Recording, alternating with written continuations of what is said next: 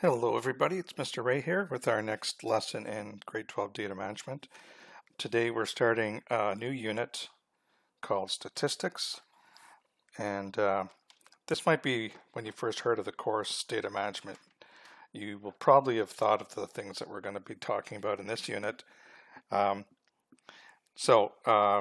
of it will seem familiar, and we're going to explain probably what you've learned in the past. And there's going to be a couple lessons in here that are going to be very important for our last unit when we look at the normal distribution. So if you look at the definition of statistics here, it's the gathering, organization, analysis, and presentation of numerical information. Okay, so gathering data either through something someone's given you, or maybe a survey you did,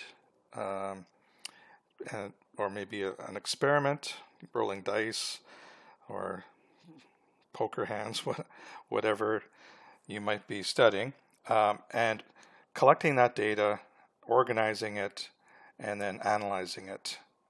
What does it mean? What can we interpret from this?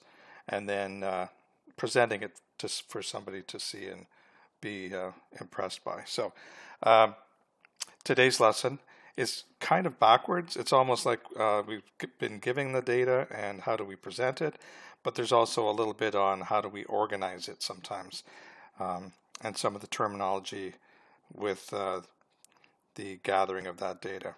Okay, so some of the definitions here: raw data, that's basically the data that you basically write on a scrap piece of paper that you've been running your experiment, or maybe it's the survey forms or spreadsheet that you've collected from a survey you may have done.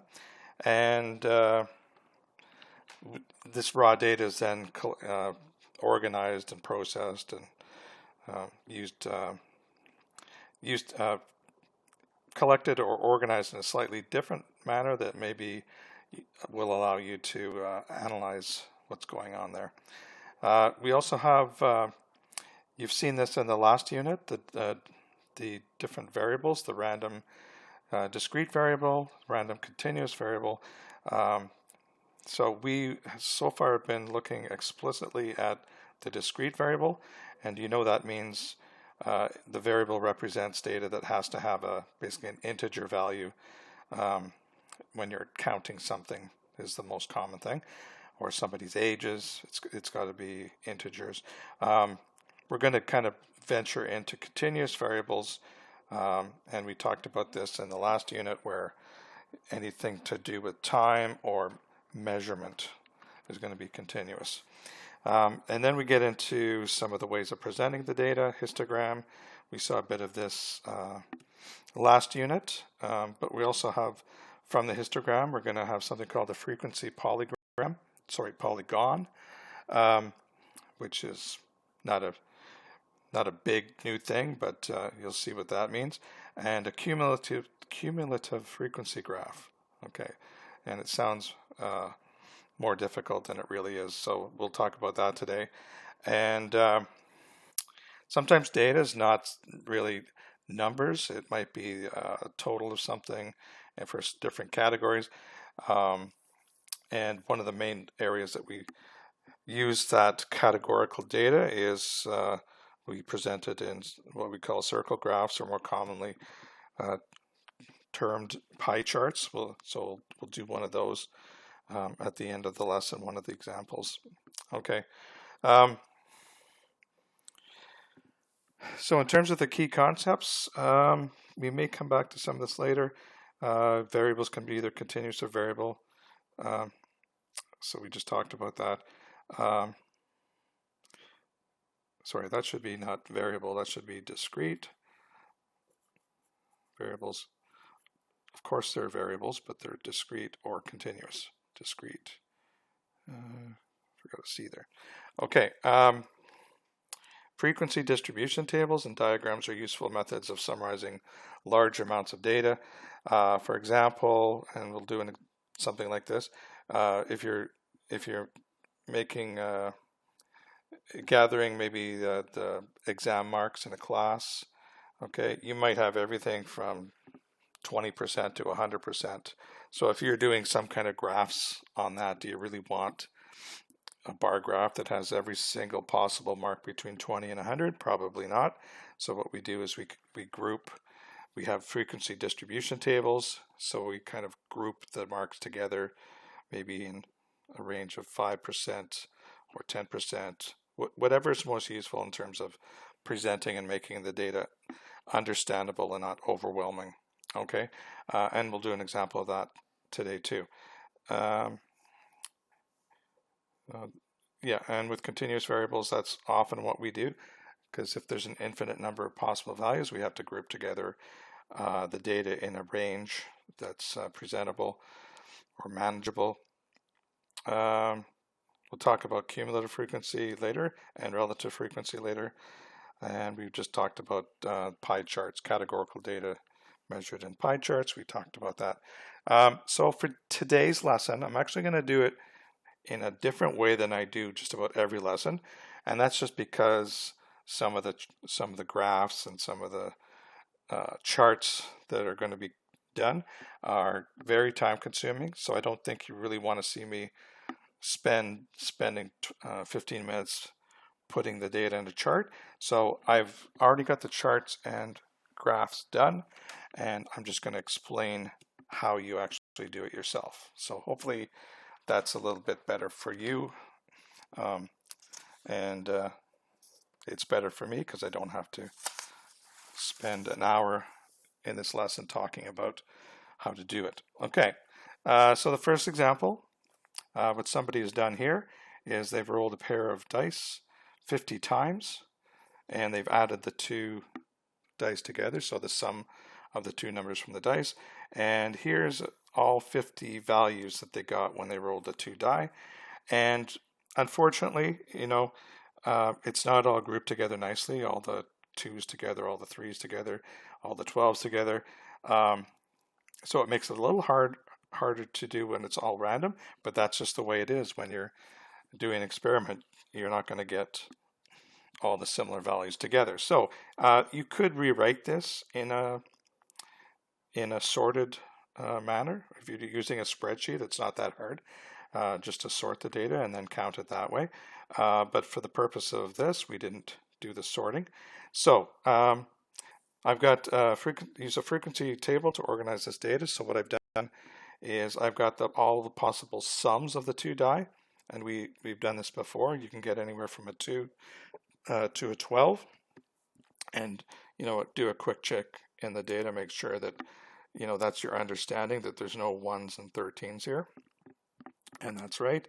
So I've got basically a row for every possible sum, and what we do, we have this column called tally. This is just keeping track of how many of each of the sums you have. So there's really two camps for this. You could say, well, how many 2s are there, right? And you go through all the 2, and you say, oh, there's 4 of them. You could do it that way, but I would advise against you, because having tried this in the past as a student and a teacher, you're very susceptible to missing data.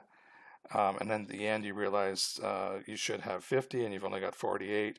And then basically you're almost starting over again. So what a more preferred technique would be is go through this one by one. And every time, for example, I see an 11 first, I would go down here and I would make one little horizontal line, a tally. And then I got 2 4s. I would go here, mark my 2 4s, then a 10, and so on. You work your way all the way through, and you're just completing this. Now, I don't know if everyone's aware of this, but this might be more old-fashioned than you've seen before. But when you're making tallies like this, obviously you're not going to put a 1 and cross it off and put a 2 and then put a 3. So you put a mark every time you see something, see a total from this range. So a good way of organizing this is you do up to 4 horizontal dashes, and then the 5th one you do a line through it. So every time you see this kind of 4 with a cross through, that's 5. Okay, and that allows you to count them up easier at the end. Okay, so assuming we've gone through all of these, we've got our tallies, then what we do is we just add them up. That's 4, that's 2, that's 3. We put it into digits that we can more readily understand. So this is just a straight conversion from a tally to a number. Okay, and then this is kind of new here, this cumulative frequency. So what cumulative frequency is, the sums up to this number. So for 2, it's the same thing. The sum of all the sums up to 2, well, that's a total of 4. And then if we did all the sums up to including 3, well, that would be 4 plus 2, so that's 6. So after you've got your frequencies here, this is actually very easy. We just take our number and we add the next one to it. So this would be 4 plus 2, this would be 6 plus 3, 18 plus 8, 26 plus 5 is 31, 31 plus 6 is 37, and if you do it all right, you should get 50 at the bottom, because that basically it's all the rolls with a sum of 12 or less. Well, that has to be all of them. So you've got a little check there. So that's your number of trials that you did, or it should be. Okay, and then I have a question here. Are any trends or patterns apparent in this data? So looking at it this way, you kind of have to really look at it, and I can see a 9 and an 8. They appear to be the highest, and then kind of a little here I got a 5 and a 6 and a 5. So it seems like the higher numbers are kind of grouped between, say, 5 and 9.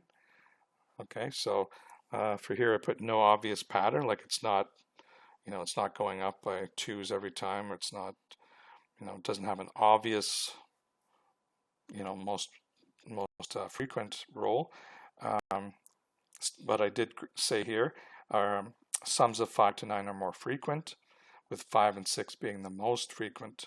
Okay, and everything outside that range decreases. Now, if you remember from our probability unit, you know that 7 is should be the theoretical most probable roll, because there's 6 possible rolls to get a 7, which is the highest of any roll.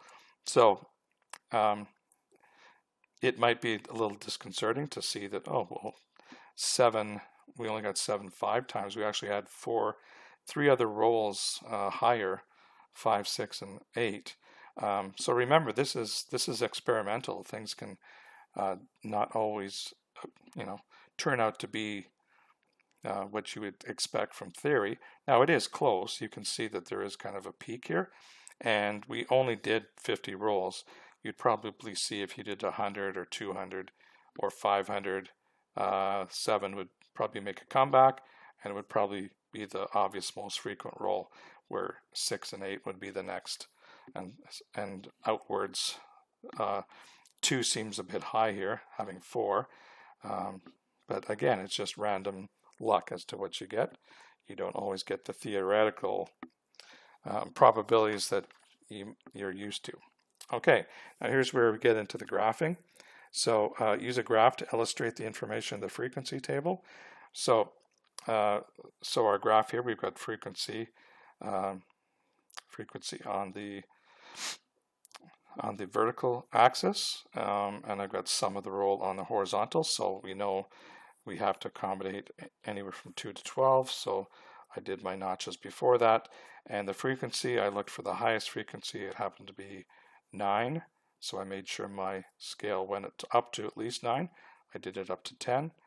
A little bit of space up here, and then did my scale on both scales. Put a title for the 2 scales, and then you notice there's nothing here for 1, but I've got everything from 2 to 12, and so I did basically a histogram. Now you notice there's a gap between all the possible values. Now the preferred method of drawing histograms for discrete data, and this is discrete data because you can't roll a 4.5. Since this is discrete data, it's usually recommended to put gaps in between to show that you know, there's no probability of 4.5 or 11.2 to draw it that way. So you may remember my graphs in the last unit. They would, the bars would be right up against each other. Personally, I don't see a big difference in terms. Do you have to represent discrete data differently than continuous? To me, it doesn't make a difference. But just so you know the difference in the textbooks and the internet, you'll see sometimes the bar graphs, the histograms, are right up next to each other, and sometimes they're separated like this. So that's the reason why. Now you can also see just by a glance, visual data or graphs, you can get a much quicker feel for what is the sum of the row, what's most popular, what's least popular, compared to looking at this table. It takes a while to get a hold of what that really means. When you present it in this form, you can see, oh, there's an obvious peak right here, and it seems to go downwards from there out. Okay, so you can see the power of a graph visually is quite appealing. Okay, now the next part, part D, create a cumulative frequency table and graph the data. So remember we did this, let me put that in there, when we did the cumulative frequency, where we just added all the previous values to each new row, and we got 50 at the end. So when we graph that, you can see the way the graphs were drawn is fairly similar.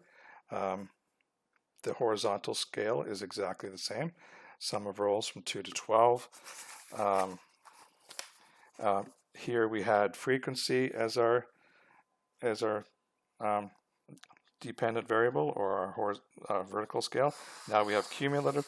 You can see instead of going from 1 to 10 now, we're going up to 50, because remember the last column went from 4 to 50. So we have to be able to show all those values on here.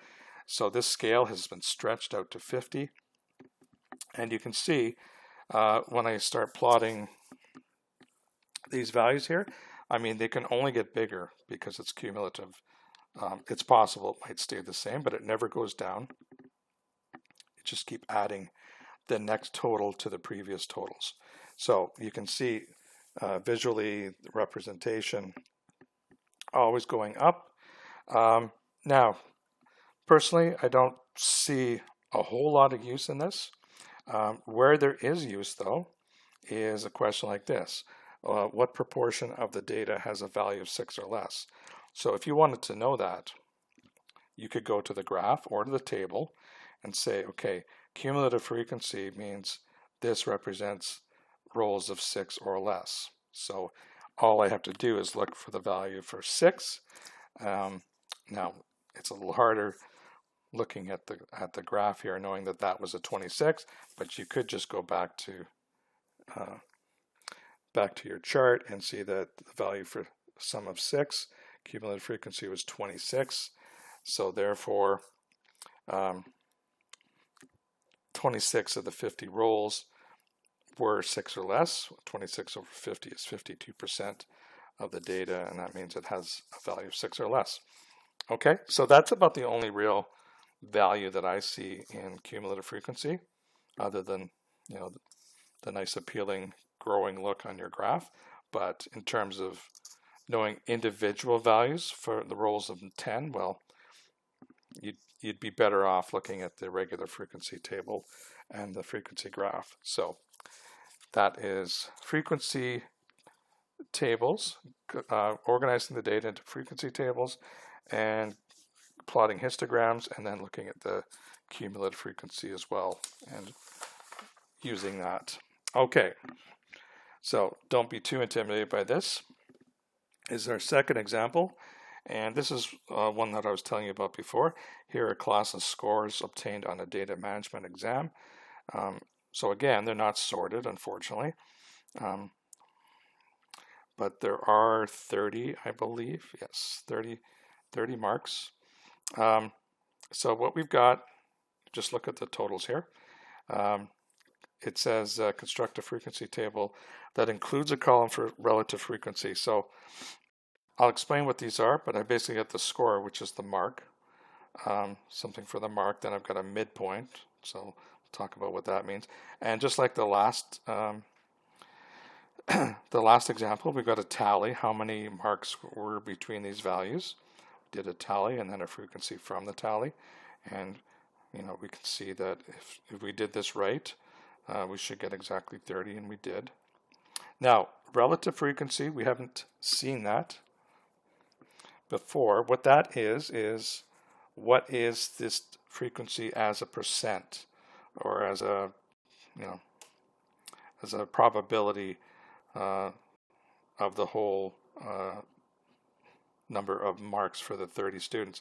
So where do we get this from? Well, we take the frequency for each of these and we divide it by 30. So this is 1/30th, 1/30th, 0/30th. So you can see, I went to 3 decimals just because you divide by 30, you get some fairly nasty looking run-on decimals, of course.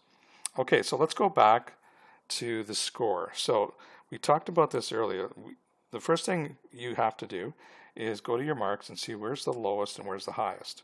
So scan through and make sure you do this a couple times. See, the lowest mark is 39, the highest mark is 96.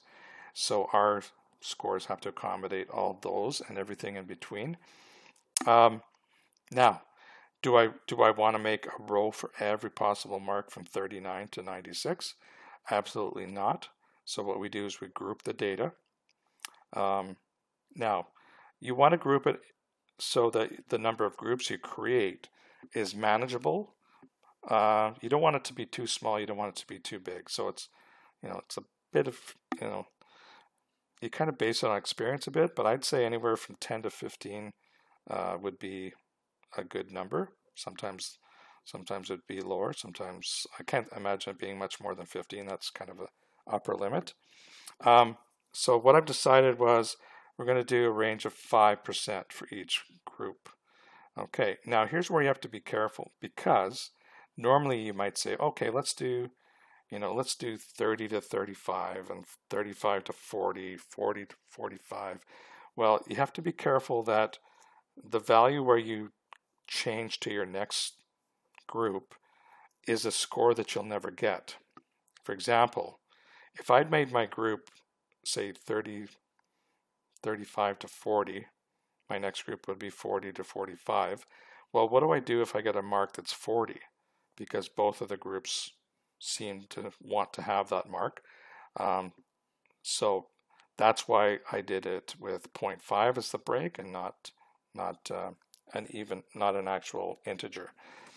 Okay, but you can see all these, if you look at the range, the difference. These are all differences of 5. So, 34 to 30, 34.5 to 39.5, 39.5 to 44.5. So the minimum I just kept increasing by 5, and the upper range increased by 5. You can see we get up to 99.5. Now in this case I don't have to worry about that because I didn't have any 100%. What would I do if I had 100%? Well, I could either throw it in, just make this a little bit bigger and put it into this group, or maybe I could change my groups, maybe go 95.5 to 100.5 and work down from that. Okay, so that's probably the hardest part of this, is knowing, okay, how am I going to group this data into a fairly manageable number of groups? For something like this, 5% worked out pretty well. I think there's 13 groups here, from what I remember. If you went to 10%, you'd probably only have 6 or 7, probably 7. And 7 seems a bit small in order to be of a lot of value. So I went with the 5% range for my groups. And then what we do here is the midpoint. And we're not going to do too much with that today, but we will later. That's obviously the middle value of each of the ranges. And the way you get that is just subtract them, divide by 2. Sorry, that's not right. You add them together, divide by 2, you get 37. 42. So you can see the midpoints also go up by 5. So once you get the first midpoint, the next ones are pretty easy to get. And then we've got our tally frequency and relative frequency. Like I said, that's dividing the frequency by 30, which is the total number of grades. Your relative frequency, if you added that up, you should get 1. I didn't add this up because I didn't really want to, but it might be off by like 1,000th or 2,000ths maybe, but that's just because of the rounding, because of the 1/30ths and 2/30ths, etc. Okay, so what are we going to do next? We are going to just move this up a little bit. Okay, we're going to construct a histogram and something called a frequency polygon. So there's not a whole lot to this. You can see we've got our frequency along the side, and this is going to be for each group. You can see, remember the highest group had a six students in that group. So I have to make sure my frequency can accommodate 0 through 6, which it does. Then I've got my midpoints along here. You notice I didn't put ranges in. It would just clutter the graph way too much. So I put the midpoints. So I guess in a way we are using the midpoints to a degree here. So I've got my notches. You notice the marks, the bars are separated. That's more for readability for this, I think. So this is kind of like a normal histogram using basically the midpoint and the frequency to plot that. So the difference here, the frequency polygon, this is super simple, is for each of the bars, I just put a solid circle at the top, middle of each of the bars. And then I just drew a straight solid line between consecutive dots. And you notice these are not curved. This is straight lines, connect the dots. So we call that a frequency polygon. Okay, so frequency polygon means basically a histogram where you play connect the dots with the peaks. Okay, notice when I had a 0, which I did for this group, I still put a circle at 0. Okay, so there should be no gaps. It should go continuously from one end to the other. Okay, and then there's a second graph we're going to do here. I'm going to try to put them both together. This is called a relative frequency histogram and relative frequency polygon.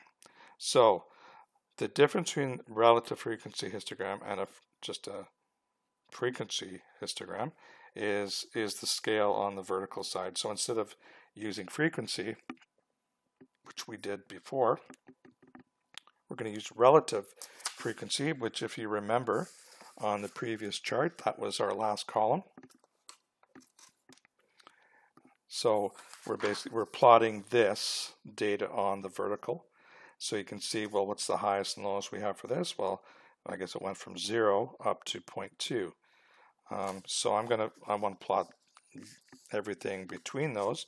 So my scale here, relative frequency, goes from 0 to 0.2, and based on the data I was seeing, it was basically in kind of, I had 0, 0.033, 0.067, 0.1, 0.133, 0.167, and a 0.2. So all the scores I have for relative frequency are one of these dashes on the vertical scale, which is great. I don't have to guess where my peaks are going to be. So again, I just go through the same process here. I've got my midpoint along here. I've got my bar that goes up to each of the frequencies. And then at the end, I put my relative frequency polygon. Now, you probably notice how similar those graphs look, and it's because they should be similar in appearance. The only difference is in your vertical scale. It went from frequency to relative frequency. Shape is the same. Depending on how you drew it, it might look a little more stretched, or, well, it could be stretched vertically or compressed. But these two, you can see, are pretty much identical looking. All I did was change the scale and the title for the vertical scale. Okay, so that gives you a look into relative frequency and relative frequency polygon graphs. Okay. Last question for this was, what proportion of the students had marks between 70 and 79? So if we go back to our original graph here, or sorry, our table, you can see that we had, I wanted 70 to 79, I would be looking at this group here, 69 to 74.5, and the next one as well, 74.5 to 79.5. So I want those two groups, so that's what I wrote here. 70 to 79 means these two groups. Sorry, that group and that group. So if you go back to your relative frequency for those two groups along here, the values were 0.2 and 0.133. So I want to add those together because it's the sum of both groups. I get 0.333, which hopefully triggers the fact, well, that's 1/3. So I could answer the question saying proportion is 1/3 or 33%, or I could even put it as odds, 1 to 2. That means for every one person between 70 and 79, there's two people outside, two students outside that range. Basically 1/3 of the students are in the range, 2/3 are outside the range. Okay. One other thing I want to mention here is these little break signs along the bottom. I'm pretty sure you guys have used those in elementary school or maybe grade 9 too. That just shows that there's a break from 0 to 37. So that's a good thing to have if your data along the horizontal scale does not start at 0. Hopefully you know how to draw it. You just erase a little bit before you start your actual graph, and then do kind of almost looks like a heartbeat graph. Goes up all the way down and then joins again, just to show you there's a break in the graph, at least in the scale of the graph. Okay. Last example is presenting categorical data. We talked about this at the beginning, and if you have categorical data, sometimes it's good to do a pie chart or a circle graph. So this is, as I said here, ancient data showing Canadians' primary use of the internet in 1999. So quite a while ago. The use of the internet has changed quite a bit. So it's got these primary uses, some of which are still very popular. Some of them seem a little obsolete. And then there's obviously some missing stuff about social apps and things like that most students spend their predominant amount of time on the internet doing that, or gaming. If you look at the gaming percent here, where is it? Playing games, only 6.7 played games of households. I'm sure that's closer to 95% now. So the uses just changed, but we're just presenting the data in a nice form to look at. So we're going to do a pie chart for this. So I'll show you the technique. I've already done the graph below. Like I said, I didn't want to spend 15 minutes drawing the graph while you fall asleep.